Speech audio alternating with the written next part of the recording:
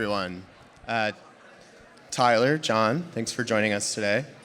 So the topic of this panel is what it takes to build a tech company in 2026. Tyler, you might not be considered traditionally a tech company. You're a content platform, but you're expanding into other areas. Gonna push back on that. Why do you not think we're a tech platform? Well, I don't know. Why do you think you're a tech platform? That's all we do is tech. We host content, and our users are content creators. But fundamentally, we've been a tech platform. I'm just testy because someone wrote an article about us the other week and called us a media company, which we aren't. So I was just curious. What's the line between a tech company and a media company? Where do you draw that line? I mean, I feel like a media company's primary objective is to create content and monetize their content, whether through ads, subscriptions, events. Inc. is a great example of a media company. I don't think anyone would consider Inc. a tech company or take offense to that. Our teams are third engineers, and we're primarily focused on building a platform to help content creators succeed on the platform. Now, John, you are very much a tech platform. You help with like virtual try-on for fashion brands, but you've also said that you're a sort of a fashion-first brand. Correct. What is that? Talk to me a little bit about like just where you draw the line between like being a fashion company versus a tech company. Yeah, when we first got into the space, one of the things that we found about being in the fashion space is you truly have to embrace it in terms of what it is. It's a space that's very traditional in the sense of a lot of the meetings we have are in person. They want to make sure that you understand the process of how garments are being created, from the marketing, et cetera. And so it was really important that, when we were first creating this company, that we positioned ourselves fashion first. Mostly everyone that works at SpreeAI is very passionate about fashion. And then on the tech side, it's kind of a no-brainer. We all come from different tech backgrounds. We've worked at phenomenal places and so forth. So we show that authenticity in terms of who we are. Okay, so it's in many ways it's like a branding and a culture distinction. Correct. Yeah. Okay. You're both John, I think you said you're at about 30 people working at your company, Yep. and Tyler, you're at 130-ish. Correct. But you've said you want to you'd like to downsize to be more like the size of John's company. What but you're still hiring and growing. Talk to me a little bit about that tension there. It's the cognitive dissonance of a founder, right? Yeah, we have open roles. There's a lot of things that need to be built, and we're still actively hiring. But we've only been around for 4 years, and so I think when we were at our peak efficiency as a company, like a very nimble team, we were probably in the 30 to 50 employee range. And as I think anyone who's worked at a startup and also worked at a larger company knows, like the advantage is speed. For us, it always has been. Our core competitive advantage is we ship features faster than anyone else. We listen to customer feedback. We're incredibly customer-centric, and our ability to collect feedback and iterate is really what has got us to where we are today. And as we add more and more layers of management and people, obviously there's process involved in that. And so I think we're always looking for ways to either leverage AI, which is the buzzword of every conference you've been to this year, to find ways to reduce overhead and continue to be the best we can, as nimble as we can. How has AI kind of changed your company? I mean, it's almost as old as we know it now. It's almost as old as Beehiiv is. So, and it evolves, right, like so quickly. So, how have you kind of kept pace with that, or how is it a consideration? Yeah, I think I'd view AI as in like before January this year and after January this year. Like before January this year, it was what every other company does as a marketing stunt of some sort of like you could press a button, you'll generate some text, and like we would say that we have an AI-enabled platform. I think now people have woken up to the idea that like MCP has totally changed. Like a lot of the software that we use now is MCP first. MCP is model context protocol, and you can think of it like an API where you actually interact with these software platforms through Claude or through ChatGPT. And for us, like Linear is our product management software that we use. It used to be just product managers going into Linear. Now it's probably 100 people in the team that use the Linear MCP to understand what's being built, why we're building it, and have full context. And so we've built an MCP for Beehiiv. And so we're actually trying to become the infrastructure layer for anyone with an audience, whether you're creating a website, newsletter, podcast, basically platform agnostic. We're building the pipes to enable that. So I give all that context because like I actually think we have shifted from AI as like a feature that we could put on a marketing website to a lot of our users are primarily using our platform via Claude. And I think that's been pretty transformational. And then on the operation side, which I actually get more excited about, is post-January of this year, what is now possible using Claude Code and everything else. Like we have probably 40 non-technical members of our team vibe coding full solutions, being able to automate and augment what they were previously either one, doing manually, or two, not doing at all because it wasn't feasible, but now it is with AI. So that wasn't the case 6 months ago. It's certainly the case now. And same question for you, John. I mean, your AI is the core of what you do. How has your product or your development cycle changed over the last 4 years? Yeah, I mean, it certainly has gotten accelerated. When I first started the company, I wanted to make sure that we could kind of be at the cornerstone of AI. And so a large part of it was when we were building out the team is searching for people that really already had that background, before the world was really sort of talking about AI. And so I basically recruited engineers from all around the world that wrote the original papers for virtual try-on and some of the features that we wanted to build. But then also we had really good relationships with universities, and so we did strategic partnerships with MIT and Carnegie Mellon as well, so they could help us co-build some of the features, et cetera. The world has definitely matured more with AI. There's definitely a lot more products out there and so forth. And we could have made the decision to, in some ways, bootstrap our product and leverage some of the existing applications or technology that were out there. But what we found was for truly what we wanted to build, we were going to have to build it from the ground up. And so all the models, LMMs, et cetera, we've had to effectively create that in-house with our proprietary software that we built that has an extensive amount of patents to help protect us. And from there, it was really off to the races. I want to get into the patent thing a little bit because you both obviously have competitors. I mean, I think when you think of Beehiiv, next thing you think of is Substack. Same thing with you. Google has a virtual try-on. I think Snap, other companies. What is your technical moat in 2026? Like, how are you not just competing with these big incumbents with giant war chests, but people who think they can just vibe code your platform like tonight? Yeah, I mean, look, competitors are something that we embrace. If there wasn't any competitors out there, I think the world would be a little bit stagnant and boring, and so it keeps you on your A game. I think specifically for us, what sort of differentiates us from a Google or anyone else there out on the market is we're only focused on fashion. I come from big tech. I've worked for a lot of these places like Meta, Snap, et cetera, and a large part of that strategy is almost like having this like wide net and working on a multitude of things because you kind of want to conquer space and you have these very aggressive goals, and a lot of the teams are understaffed to do that because they're working on a variety of other things as well. And so for startups, what makes that a good use case for us is because we're hyper fixated on one thing and doing it well. As it relates to our strategy is, when I saw this space, one of the things that I noticed was when you think about how people shop, which is our technology, is there's sort of different variations of that.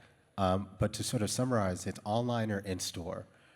Virtual try-on or visualization is one aspect of that. And so a lot of our competitors are only focused specifically on that. We know there's much more to that. When you go into a store, sure, you want to see yourself in the garment, but then also you need something that's going to help you with your size as well. Maybe you don't know what to buy. You need a stylist. And so we've effectively productized all of those sort of experiences that a consumer has and made our product into a platform. And so when we're working with all these fashion brands all around the world, one of the things they love about this is they don't necessarily have to go to all these various companies. SpreeAI becomes that one-stop shop to where you get all of these experiences. And we work very closely with our partners because every partner in the fashion industry wants our technology to be very tailored to specifically their business because that's what's made them successful. That's what's made them who they are today. What about you, Tyler? What's your I love competition. So like, there's a lot of ways to answer that question. I think on like the technical side, because you brought up vibe coding, one place where we think we win, especially when you think of tech platforms, are features and capabilities. And so to use Substack as the example, they've built a great platform. As far as capabilities, we have a full ad network to help you monetize with brands like Nike and Netflix. We have a full automation suite. We have an API. We have webhooks. We have MCP. We built a much more sophisticated platform where they, I think, catered more to the independent journalist and beginner. We have everyone from hobbyists to Arnold Schwarzenegger to Time Magazine and TechCrunch and like very large content creators and media businesses. So we compete, and as a very engineering forward company, on the features and capabilities, like that's one way to differentiate. But I actually think something that you can lean into more, especially in the age of AI, is like what are the other areas to differentiate? One, business model.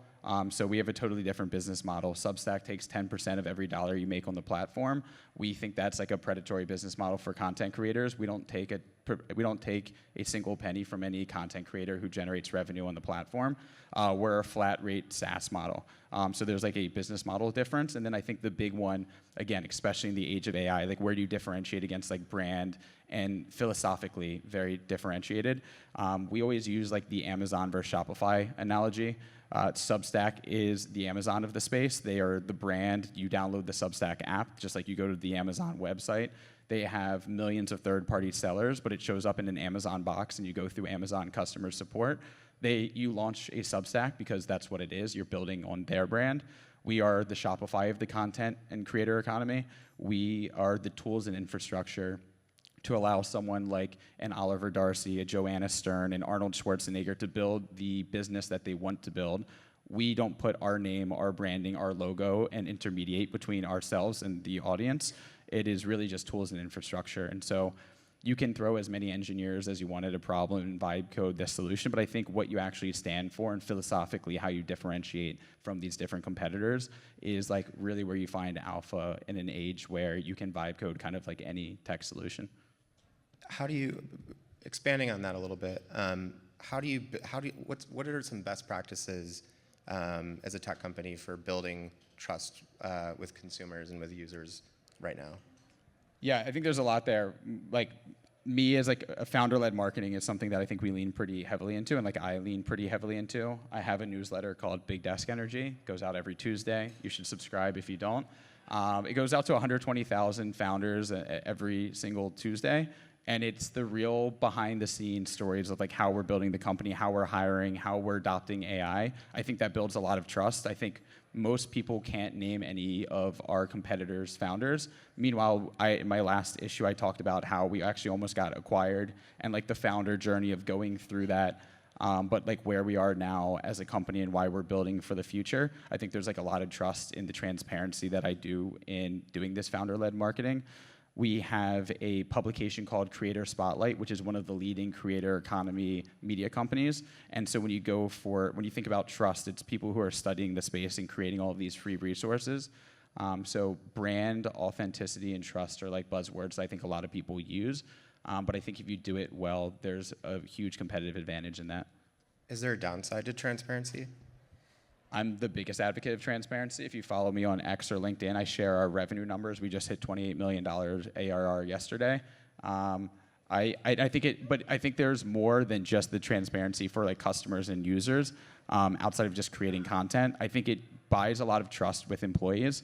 Like whenever I create our board deck, I share our board deck, every number from how much money we're spending to how much everything's costing to what's going terribly wrong in the business to all 130 employees. I think it buys a lot of a trust with customers, employees. We've gotten a lot of great people come to us as candidates because they like the culture that we've created. So I'm sure there's downside. Like we don't have patents. We don't have like more proprietary things that we need to keep close to our chest. And I'm sure for different companies, being incredibly transparent and sharing your roadmap and your revenue numbers might be a disadvantage. But for us, I've seen a ton of upside firsthand in the transparency. What about you, John? What's your strategy for trust? People are entrusting you with, images of their faces and stuff. That's a lot of responsibility. Yeah, absolutely. I think so. It's a two-pronged approach. On the B2C side, meaning for the consumer, it's making sure that we are truly transparent in terms of how we're going to be using things like data and privacy. And so one of the things that we want to make sure that we do a good job of is the education piece. People tend to draw assumptions based on what they read about other products, and they naturally try to tie that to what you're building. And so it's really important to build content.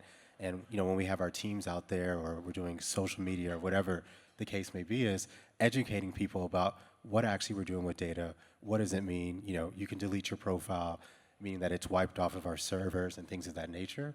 On the B2B side, is I would say when you talk about trust, specifically also in the fashion industry, it is a very traditional space. And so trust is the key thing. In fact, I would even go so far to say, even if you have an A+ product, if you don't have those relationships or that trust there, they're not going to work with you. And so we've really spent a lot of time investing in the fashion industry in terms of how we show up, what we present, the things we say, especially as we work with a lot of luxury brands that are in Europe, so lots of trips to Europe. But it certainly has paid off, and it's gotten us a lot of press and attention and things where the company has been invited to exclusive events like the Met Gala and so forth. So it's always going to be this like symbiotic relationship that we have with our partners. And then on the consumer side, again, the educational piece is really important. I think oftentimes with tech companies, what happens is the educational piece is kind of deprioritized, and it's more about the product until something breaks, and that's when you're sort of scrambling to say, well, this is actually how we use it. This is how it should work. And so we wanted to make sure from coming out from the gate, especially because I've worked at big tech, at Meta and Snapchat and so forth, and so I've had the opportunity to kind of learn and grow and understand the mechanics of this sort of space and making sure that we do have that like trustworthiness with our consumers as well. Speaking of Snap and Meta and those big places that you've worked at, what have you taken away from those experiences that you're continuing to apply with Spree? And then also like what lessons what have you learned not to do, I guess, from them? Yeah, I would say a commonality with every tech company I work for is execution, speed, and at Meta, or I guess at the time when I was there, Facebook, we would say move fast and break things. And that applies to being an entrepreneur. Every single day as an entrepreneur, and I'm sure you can attest to this, it is a fire. Now, how big that fire is, it varies, but you're always constantly facing new problems, new obstacles, and being able to respond to that because it could be detrimental to your business, PR, employees, etc. And so your ability to provide solutions on the fly, but then also move fast is going to be very important. On the executional side execution is everything. It's easy to get distracted in terms of what's going on in the world, what's going on with your competitors, etc. You have to focus on the task at B, which is what you have today, and making sure that your customers, the world, whoever it is for, is responding to that. What about you, Tyler? How do you? I worked at Google for 10 months. and my And Morning Brew. And my takeaway is not to build an org that looks like that. Yeah. What specifically? I guess I mean like when you're thinking about jumping off kind of what John said, like the fires that you have to put out every day. What's an example? Like what fire did you just finish putting out? And I ate lunch in my car outside here. So, what'd you have? Hot chicken. Oh, nice. Good. Okay. I think that's actually the hardest part about being a founder, and it doesn't ever get easy. Well, one is realizing that and I still don't realize it, that it never actually gets any easier. You think that when you're doing everything by yourself, when you're a 5-person team, that when you have 15 people, then 25, then 35, that the problems seem more manageable, or you have more competent people around you to help you, but the problems get bigger and harder as you grow, and that's something that you never really get used to. You also, as a founder, it's a lot of psychology, and it's a lot of knowing that every time you wake up, there's going to be 20 new problems that are going to totally ruin your day every single day. And you think that once you know that's going to happen and you set that expectation, that you almost get accustomed to it, and you don't. So I don't know. I think that's what makes it fun, is that as you grow, there's new challenges. My least favorite problems are people problems, which is, I think, why we were talking about AI earlier. And are there ways to put people in a situation where they can do, an example of this is we have an amazing 18-person support team. Our product can be complicated, and they are the best at answering support and answering questions when people run into issues. I think in a world of AI, like, does a tech company that's invested in so much documentation and has like the videos and the tutorials and knowledge base, like, do we need 18 people in support? And I would argue probably not at scale. But that doesn't mean I want to get rid of 18 people. It means where can we zig where others zag? And I think where all of these platforms are trying to augment everything they're doing with AI, what an amazing onboarding experience is after you sign up 5 minutes later, a real person reaches out to you and says, do you want to schedule a 30-minute call? And I can onboard you and walk you through the platform. And that, to me, is an opportunity to say, can we move 12 of these 18 people to do something super high touch that we otherwise would have never, because these people might pay us $79 a month. And when you do the math, like, do you throw a full-time hire at someone to convert someone maybe for $79 a month, not as an enterprise solution? And the answer is usually no. But in a world of AI, and we can augment, can we move people and humans to create the greatest human onboarding experience that other platforms aren't going to invest in? And I think that's a huge competitive advantage. Yeah, interesting. Well, that's all the time we have. Although I could keep going if you guys want to stay. But yeah, thanks for joining us. And Thank you. Thank you.